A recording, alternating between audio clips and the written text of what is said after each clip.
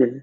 What advice would you give yourself? So, starting out as a major incident manager, Mhm. what do you think? What do you think you would tell your younger self, or what would Mm. you tell others now who are looking to get into it, or they're new to the role, they're looking to develop? What would you say to yourself? What advice would you give your younger self? So, what advice would I give myself if I want to start career again? Is on every engagement, know the end goal. Focus on the end goal at every minute of the process. Keep in mind the goal really is to restore service. The minute that they, I don't know how incident comes into the organization. Mine before was through a phone call. Nowadays, it's through a ticketing system. Some through a page. So from the start of that engagement, understand what the end goal really is. Okay, something's broken. We need to fix it. The goal is to fix it. Focus on that. Get the people, and everything comes in to be able should be to be able to support that end goal. Are you engaging this person? Does he will he or she be able to contribute to the end goal?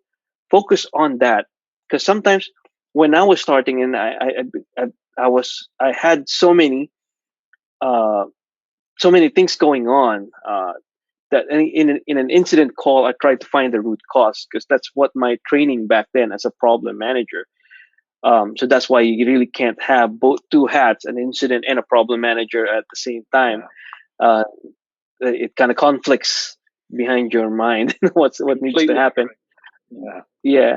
So focus on the end goal, know the people, and collaborate. So that's what the second thing that I'd like to give my future self. So my back then when I was starting, on previous self, not when I was starting, I just talk to the people when there is an issue. That is a bad move, because you only know the people when they are uh, in their most agitated, frightened, and so to speak, pressured state.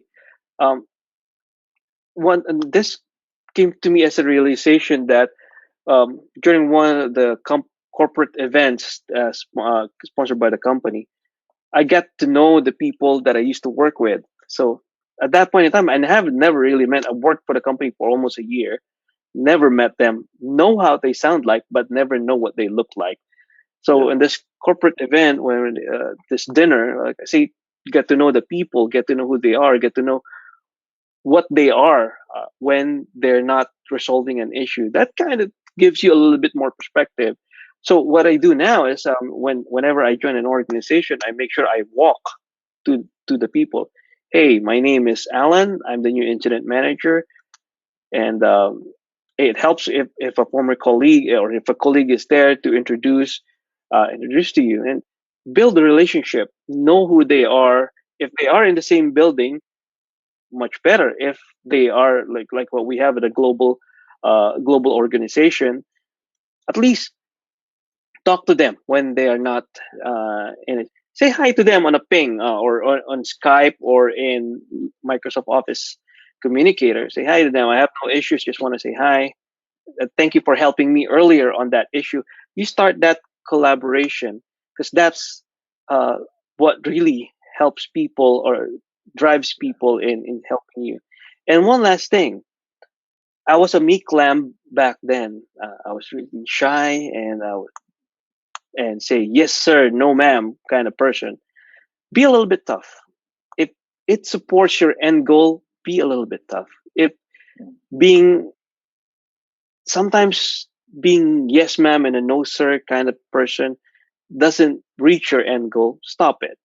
Just say, hey, what you're saying, we can put that in the notes, but this is the end goal. We need the end goal kind of thing.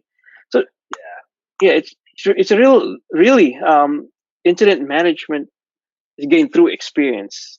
Yeah, there's some process guidance over there, and we like that will help us jumpstart our career in incident management. But know and be patient that it is indeed an experience. oh yeah. Uh, you can. through experience. Yeah.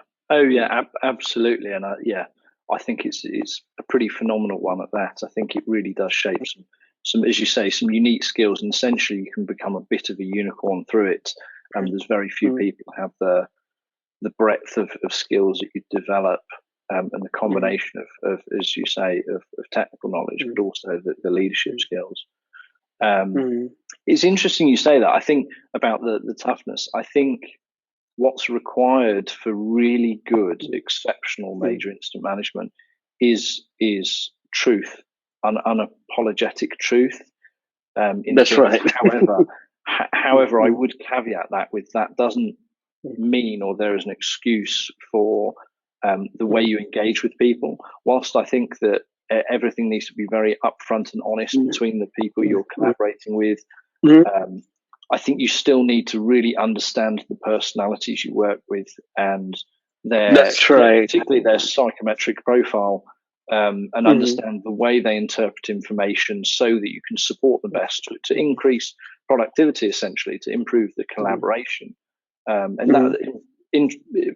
That was a big reason of why we included psychometric profiling in the global best practice in management. It was a really big thing that was missing, even from skilled and experienced major incident managers. And it's interesting when you watch someone who's mastered that psychometric profiling elements, and you baseline their major incidents and the mean time to resolution for them, you definitely notice marked improvements of how quickly they resolve major incidents, particularly in the middle, in the post 15 minutes phase, where you're coordinating a lot of different people all over the place, technical resolving groups, lots of different experts, all with different temperaments.